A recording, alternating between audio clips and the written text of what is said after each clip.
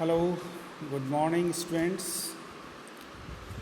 Today we have another important passage from Macbeth, and this passage is from Act 5, Scene 5. We are now about to finish this play. So far, the meaning, paraphrasing, explaining are concerned. After this video lecture, we will have one more lecture on Macbeth, and that will be our last lecture. So far, explanations are concerned. Then we will discuss some other questions regarding Macbeth. So for now, we have this text, as I told you, from Act 5, Scene 5, and this is what I recite here. She should have died hereafter. There would have been a time for such a word. Tomorrow and tomorrow and tomorrow creeps in this petty pace from day to day to the last syllable of recorded time, and all our yesterdays have lighted fools the way to dusty death. Out, out, brief candle. Life's but a walking shadow, a poor player that struts and frets his hour upon the stage, and then is heard no more. It is a tale told by an idiot, full of sound and fury, signifying nothing. So these are the important lines from Act 5, Scene 5. And these lines have been spoken by Macbeth. Macbeth is now, we know, surrounded by from all sides. Malcolm and Donnerville, with other courtiers and noblemen like Macduff, Angus, Ross, etc., and with the help of the King of England, now attacking upon Scotland, attacking upon Macbeth, and they are near the Birnam Wood. So Malcolm here talks with English Lord Seward and his officers about Macbeth's plan to defend the fortified castle. So Malcolm and other English nobles like Seward, they discuss about Macbeth's strategies, how he has fortified the castle, how he has hidden himself in the castle, and they are very much near to the Birnam Wood. We know what was prophesied by the three witches to Macbeth, that he will not be defeated until the Birnam Wood comes to the Dunsinane Hill. And Macbeth's castle is on the Dunsinane Hill. So here they are near to Birnam Wood. They decide what they decide, because that was already in the predictions. So they decide that each soldier should cut down a bough of the forest and carry it in front of him as they march to castle. So they were also making the strategies. So in order to hide themselves and in order to not to be cheated or not to be covered by Macbeth, they decided that every soldier will take a bow from the tree, forest tree, and will carry it in front of him. In this way, he will hide himself in the boughs or in the branches of the trees when they march to the castle. So in this way, they will disguise their numbers, how many soldiers or the army number, are approaching towards the castle of Macbeth. And the prophecy that was made by the witches is also going to true, that the Birnam Wood is now approaching towards the Dunsinane Hill in this form. So within the castle, Macbeth blusteringly orders that banners be hung and boasts that his castle will repel the enemy. So in the castle, Macbeth, now we have also seen that Macbeth now has become very bold. Now he doesn't worry about anything else. And he wanted to die as a soldier, not as a coward. So he doesn't worry about the others, what others are saying and what will happen. Now he is deciding everything by himself. So he says, okay, banner should be hung, and he is proud of that his castle will repel the enemy, that his castle will defeat the enemy. But very soon, when he was speaking these words, when he was making such kind of strategies with his courtiers and soldiers, he hears a cry, a woman's cry. He hears a woman's cry. And Satan, who was his guard, he appears there to inform Macbeth, to tell Macbeth that the queen is dead, and he is shocked. So at the moment when Macbeth was planning to fight with the enemy and was making strategies for the battle, he was informed that his wife, Lady Macbeth, is no more. She is dead. And we know that she was mentally perturbed and tormented, and she was sick, and she could not bear all these things, and she died. Then, when Macbeth hears these words, that Lady Macbeth has died, he speaks these words. What he says? She should have died hereafter. The very first sentence is spoken by Macbeth. She should have died hereafter. That is, this was not the right occasion of her death. She should have died after some time, because now it is the time to fight. Now it is the time to face the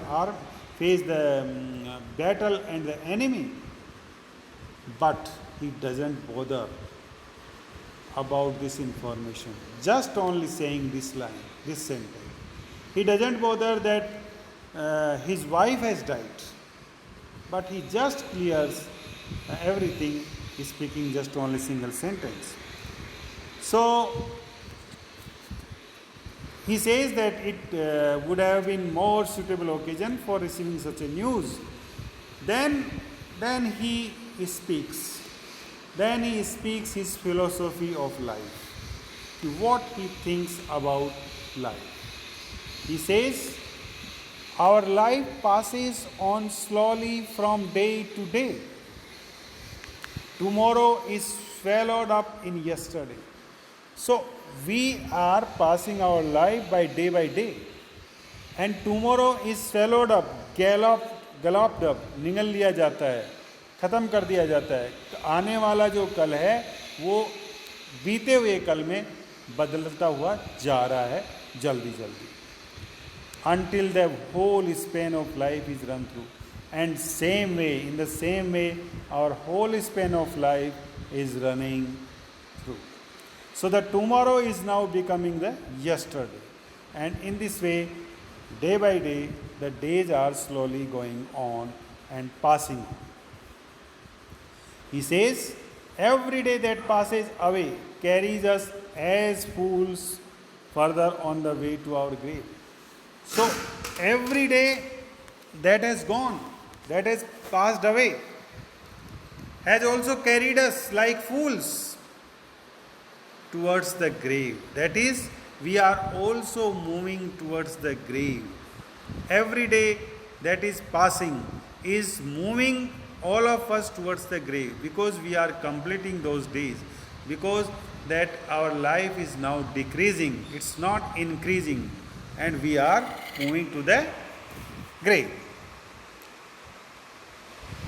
Then he says that these lines that we have that he has spoken, as I have told you, tells us about his philosophy. We also now come to understand that Macbeth is now fed up. He is sick of life in this monologue, and he expresses his pessimism. Now he is disappointed, he is nervous, and he has surrendered himself. But he wants to die as a soldier, not as a coward. So in these lines he compares human life to a burning candle. He compares our life to the burning candle, that a candle is burning. So our life is like a burning candle. And he says that the short lived flame of human life is quickly extinguished. And he wishes, and he knows very well, that this short lived flame of human life, that is going quickly to be extinguished. माने ये जो मोमबत्ती जो जल रही है, ये एक तरह से हमारी लाइफ है, और ये मोमबत्ती धीरे धीरे धीरे धीरे जलती जा रही है. उसी प्रकार से थोड़ी देर बाद में जल्दी से ये मोमबत्ती बुझ जाएगी, एक्सटिंग्विश्ड हो जाएगी, ख़त्म हो जाएगी. So in the same way, Macbeth says, our life is like a burning candle, and now it is going towards the grave. Now it will quickly be extinguished or the finished or disappeared. That is, we will die. So life is not, although we say that life is a very long one, but its span is not the long one, but it is a short-lived flame. And what is the fortune of this short-lived life? That the death is inevitable. That one day this life will be over, and it will be also extinguished like a burning candle. Then Macbeth says that human life is transitory and insecure. So it is transient. Human life is transient, short-lived, temporary, and insecure. And this is also not safe, because sometimes we are happy, but the other time we feel in danger. And there is no guarantee of our life. There is no guarantee that we will live for such years, or for long years, or for long time. There is nothing like that. So again Macbeth here compares it to her passing shadow and to an actor on the stage. So life is like a passing shadow. Shadow means chaya. So it is the shadow. We know that shadow. What happens with the shadow? Once it is a full shadow, long shadow, but slowly and gradually it decreases with the movement of the sun. In the same way, our life is also a passing shadow, and gradually it is decreasing, going to death. Then he compares the human being as an actor. We are like an actor, and we are doing acting on the stage of this life, stage of this world. This world, this life is like a stage where man comes, plays his role, and then goes out. As we see on the stage of the theatre, that the character, that the actor comes, he plays his role and then goes out. In the same way, we human beings are also playing our roles on the stage of this world. and when our role finishes, we also disappear. So we play, human beings, man plays his tricks on the stage for the allotted period of time, for the allotted role, allotted period of time, and then he goes away. In this way, Macbeth in these lines concludes by saying that the human life is full of idle boasting. That is, we unnecessarily proud, make proud. We unnecessarily boast of the trivial things, small things, little things. And we feel proud that I have so much money, that I have so much land, I have so many things with me. We are very much possessive in this world, and we collect the material all the time. We are always busy in earning money, spending money, etc., making properties. So, and then we are also boast of getting some kind of award, getting some kind of a little success. Then we think that, oh no, no one can compare to us, and we are only the one in this world. So Macbeth says that the human life is full of idle boasting and pompous actions which have no meaning and are futile and insignificant. So these actions, these pride, these proud, these boasts, pomps and show, all are nothing. They have no meaning at all. They are futile, they are useless, they are insignificant. So now we see that Macbeth is feeling the reality of this life. Now Macbeth has got the knowledge, the deep knowledge of this life. And this is the philosophy of Macbeth. That now he doesn't worry, he doesn't care about the death of Lady Macbeth. He doesn't bother about that. And he just only says that she must have died hereafter. It means now he has understood very well that we human beings are just playing our roles in this world, and very soon we are going to die. And death is inevitable. Mrityu avashya hai. The one who has been born on this earth will definitely die one day. So we must not be proud of anything else. We must not be boast of. We must not try to show. We must not show the pomp, valor, etc. So this is what we have in these lines. Dear students, so far the critical note of these lines is concerned. This scene shows how Macbeth has been completely seared. Seared means here, बिल्कुल टूट गया है. Macbeth पूरी तरह से टूट गया है. ये लाइन ये शो करती है. और life has lost all its zest for him, and now life is not giving any charm to him. There is no charm in the life for him. So he is absolutely nervous and totally disappointed. Even the death of his wife does not seem to affect him much, that I have already spoken.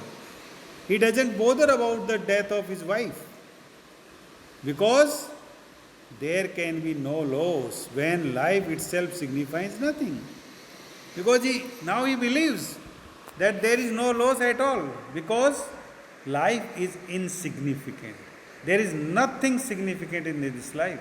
So there is no question of losing or getting anything in this life. So one should not be affected by all these things. So this is what, friends, we have from this scene, this play, this act, that is fifth. And now we are moving towards the end. Next will be the last lecture, and we will then do something different from this play. So till then, thank you very much. See you. Bye bye.